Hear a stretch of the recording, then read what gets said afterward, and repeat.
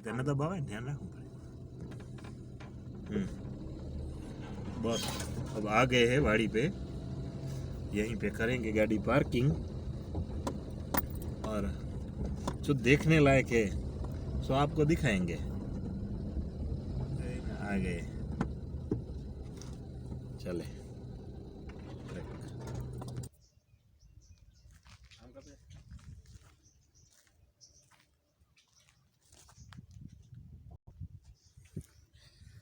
चलो आखिर आ ही गए अपने फार्म पे, अपने खेत में।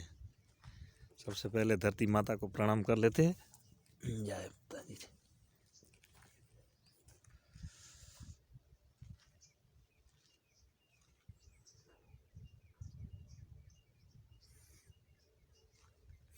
ये पीपल का पेड़ है। जो हमारे भागीदार थे खेत में काम करने वाले, जो मजदूर होते हैं ना, वो मजदूरी दिहाड़ी पे नहीं आते हैं, लेकिन अपना एक हिस्सा होता है, चौथा हिस्सा उसका होता है। हिस्सेदारी में काम करते हैं, भागीदार कहते हैं, पार्टनर कह सकते हैं उसको।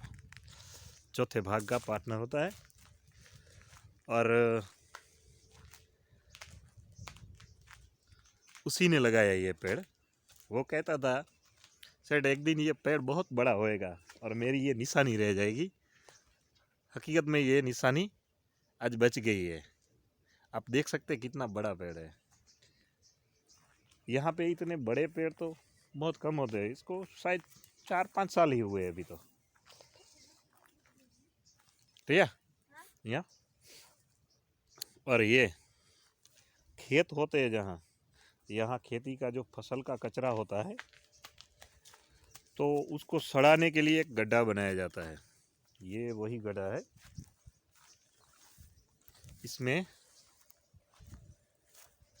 पूरा खेत का जो कचरा होता है फसल का वो इसमें डालते हैं।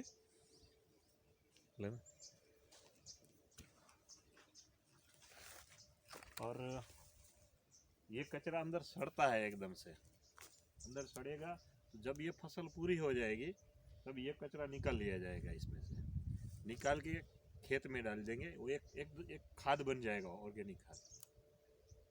और वो खाद खेत में डालेंगे, ये फसल है वो कटेगी, उसका जो कचरा बनेगा ये इसमें डालेंगे, ताकि ये हर बार एक नया खाद तैयार होता रहता है। सिर्फ गाय भैंस के गोबर से जो खाद बनता है वही नहीं होता है, लेकिन इसमें ये खाद भी एक किसान करते हैं। किसान एक पाई की जिम्मेदारी पूर्वक वो बचाव करते हैं। तो ये वही खाद का गड्ढा है। ये हमारा लगाए हुए पेड़ है।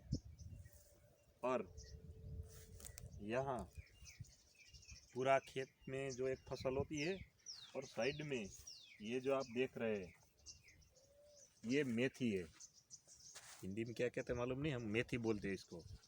मेथी है, इधर राई है, सरसों, इधर लहसुन लगाए है, थोड़ा प्याज लगाई है। ऐसे सब थोड़ा थोड़ा लगाया जाता है, ताकि हर रोज की ज़रूरियात के लिए जो सब्जी में ज़रूरत होता है, इसमें गाजर है, धनिया है, सोया है, ये सब थोड़ा थोड़ा लगाया जाता है। अब आपको मालूम होगा कि ये कितना मस्त सुंदर दिखता है। आपको भी ऐसे लगेगा जैसे इसमें फ़ोटो खींचवाए, इतना मस्त सुंदर दिखता है। ये सरसों का खेत है। पूरा में सरसों लगाया। इससे पहले कपास लगाया था, इसमें गेहूँ भी लगाते हैं।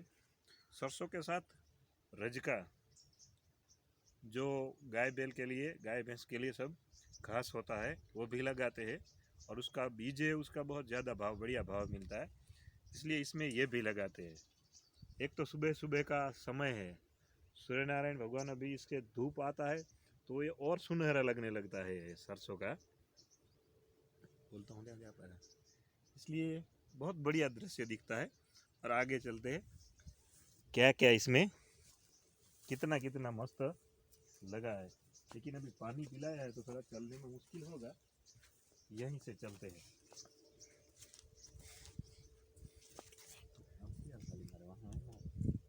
जो प्राणियों के लिए सुरक्षा के लिए लगाए जाते हैं, ये तार है, 2 तार लगाते हैं। और पूरा खेत है उसमें पूरा राउंड लगा के ये लगाते हैं। बोलता हूँ ध्यान बन ले। इसमें करंट आता है, अभी नहीं है, दिन होते बंद हो जाता है करंट, लेकिन जैसे शाम ढल जाती है तो उधर बैटरी लगा देते और डीसी 12 वोल्ट वाला करंट होता है, उसमें एक झटका मशीन से बनाया जाता है। जो करंट लगता है तो बहुत तेज़ी से लगता है, लेकिन किसी प्राणी पशु किसी को भी मार नहीं सकता है। खाली झटका लगेगा छोड़ देगा, झटका लगेगा छोड़ देगा। वो भी ऐसी पावर 230 वोल्ट वाला नहीं होएगा, वो सामान्य 12 वोल्ट का होता है, उसको कन्वर्ट करके हाई वोल्ट जैसे बनाया जाता है, लेकिन सिर्फ झटका लगता है, इससे कोई पशु पक्षी मरता नहीं है। इस तरह से हर खेत में ऐसे फेंसिंग ऐसी लगाई जाती है, क्योंकि पूरा वो बड़ा खंभा गाड़ना सीमेंट वाला तो सब किसानों के लिए सही नहीं रहता है, लेकिन इससे भी बढ़िया खेत की रक्षा होती है और बहुत अच्छे से वो हो जाता है। आम मिले आप साइड में थी जो ले आम थी, हम थी ले। और खेत के आगे भी ऐसे जो कुदरती झाड़ होते हैं लगे, अब बोए नहीं है, कोई लगाया नहीं है इसमें झाड़, लेकिन जो होते हैं वो अपने आप खड़े हो जाते हैं। वो कांटे वाले भी होते हैं, इसमें बेरनी भी होती है, नीम भी होते हैं, सब मिलाकर एक कहते हैं ना कांटा वाली बाड़ बन जाती है, उसकी सुरक्षा कवच बन जाता है।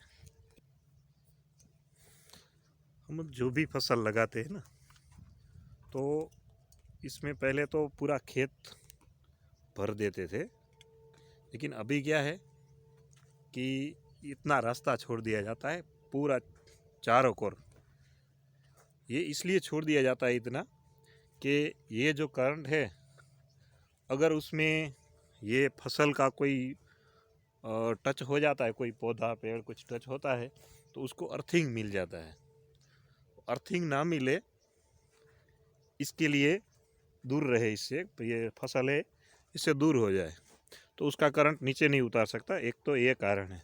दूसरा कारण ये है कि इसमें फसल में कुछ काम करना है, घास निकालना है, वो खरपतवार जो निकलती है उसको अगर निकालना है तो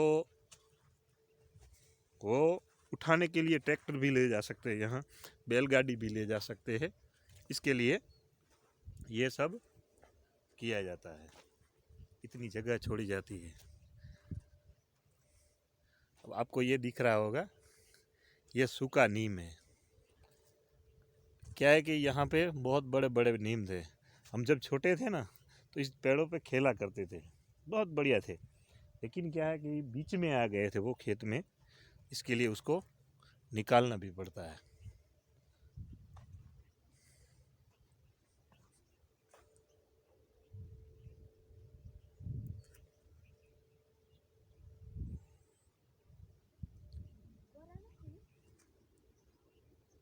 फिर से एक बात कहूँगा कि एक बात प्रचलित थी कच्छ के लिए खास करके कि सूखा प्रदेश है, यहाँ ना तो कुछ देखने के लिए है ना कुछ हरियाली है, लेकिन ऐसा नहीं है।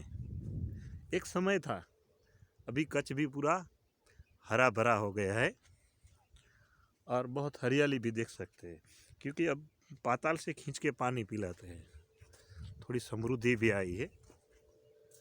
और ये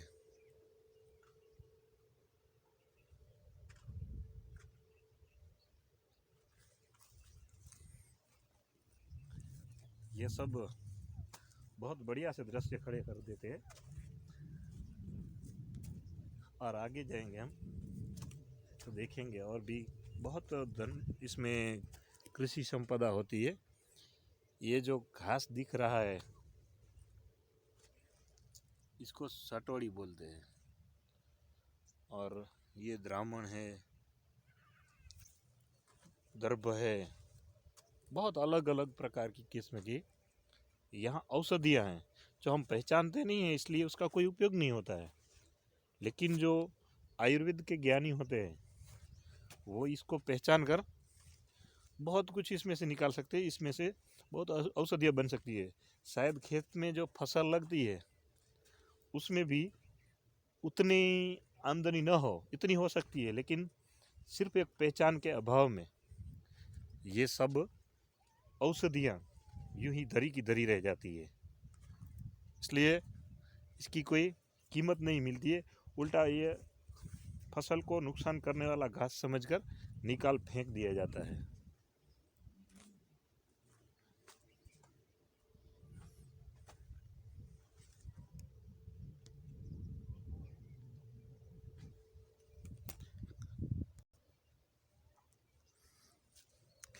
ऐसा नहीं है कि यहाँ कोई ऐसे ही फसल ली जाती है, सिर्फ पौधों वाली फसल ही, लेकिन यहाँ ये तार को, यहाँ हमने एक तार को पार किया तो दूसरे खेत का ये दूसरा तार आ गया।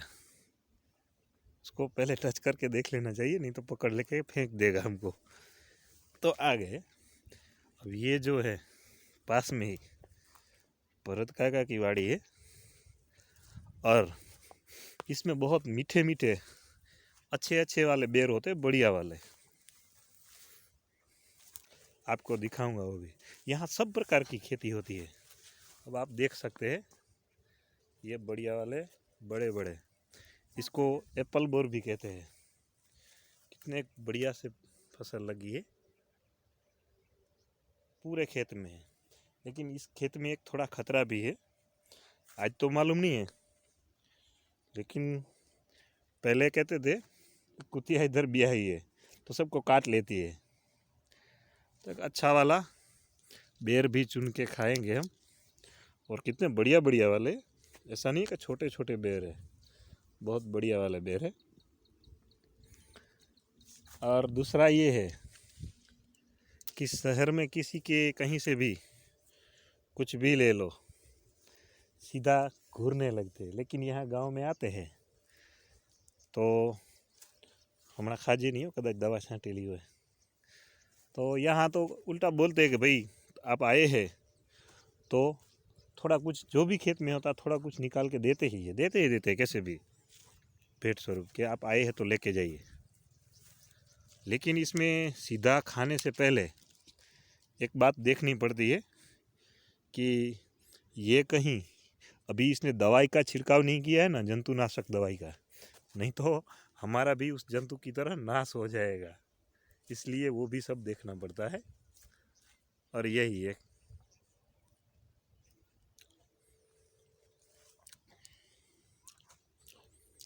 मीठे, बहुत मीठे है बेर। फिर से हम अपने खेत में आ गए, तो इतना सरसों का खेत है, लेकिन बीच में ऐसे खरपतवार भी बहुत होती है, उसको एक एक पोता करके निकालना पड़ता है। इतनी कड़ी मेहनत के बाद ये फसलें हाथ में आती है। बड़े मीठे हैं बेर भाई, और रसीले भी है। अब क्या है कि जो परंपरागत फसलें होती है उसको खाते खाते बने, ये करते करते किसानों पे कर्जे होते जा रहे हैं, इसलिए ये नए नए प्रयोग करते हैं और अच्छी खासी कमाई भी होती है इसमें। परंपरागत फसलें लेते लेते अभी ये भी है, लेकिन बहुत बढ़िया बेर है, खाने का मजा आ गया है भी, बड़े बड़े मीठे मीठे भी है। इसमें क्या, कई लोग ऐसे सोचते हैं,